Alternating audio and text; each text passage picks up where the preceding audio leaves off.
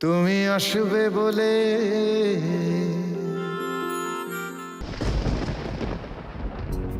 আমরা প্রি পুজো সেলিব্রেশনের জন্য স্কুল থেকে কলকাতার বাইরে একটা ক্যাম্প অর্গানাইজ করেছি।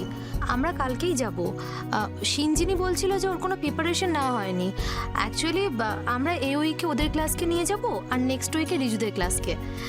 কি বলুন তো, বাচ্চাদের এই ধরনের ক্যাম্পিং বা সোশ্যাল অ্যাক্টিভিটিসের মধ্যে থাকাটা খুবই দরকার। আর এটাই আমাদের স্কুলের মেথড।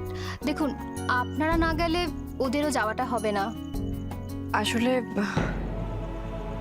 আমার শাশুড়ি মার শরীর খুব খারাপ, মানে ওনাকে এভাবে ফেলে রেখে আমরা কেউ যেতে পারবো না এখন। দেখুন, একটু ট্রাই করে দেখুন, একটা রাতের তো ব্যাপার। কাল গিয়ে তো পরশু সন্ধ্যের মধ্যেই চলে আসবেন।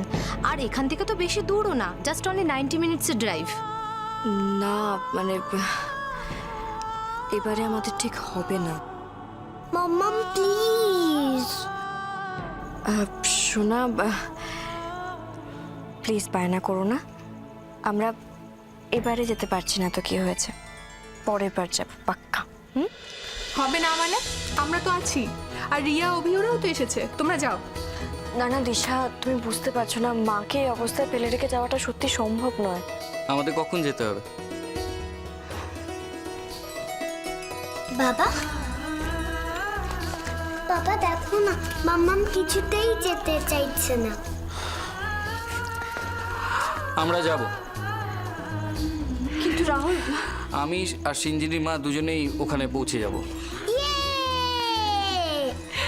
আমরা একটা নোটিশের সব ডিটেলে দিয়ে দিয়েছি, কাইন্ডলি একটু দেখে নেবেন। আর কাল সকাল 7টার আগে আমরা ফোন করে আপনাদের সাথে কন্ট্যাক্ট করে নেব। আপনারা আপনাদের নিজেদের গাড়ি নিয়ে ডাইরেক্ট ওখানে পৌঁছে যাবেন।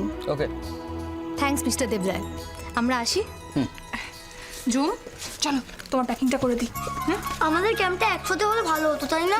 খুব কিন্তু মজা হতো। এখন চলো চলো এসো।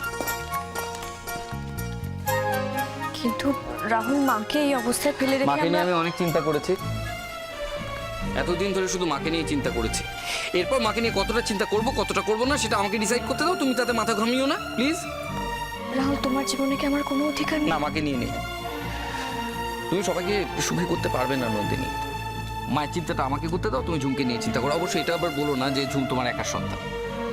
রাহুল, এসব তুমি কি বলছো? ঠিকই বলছি নন্দিনী, এতদিন ধরে আমি শুধু প্রমাণ দিয়ে গেছি, একটা না প্রমাণ দিয়ে গেছি আমি কতটা ভালো ছেলে সেটা সবাইকে।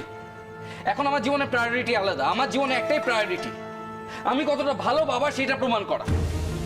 আমার জীবনের প্রায়োরিটি ঝুম, আমার জীবনের সত্যিটা ঝুম। আমি আমি আজকে আমার মায়ের প্রতি যে ঘৃণাটা তৈরি হয়েছে, আমি চাই না ঝুমের সেই ঘৃণাটা আমার প্রতি তৈরি হোক। আমি জাস্ট চাই না নন্দিনী, প্লিজ বিশ্বাস করো।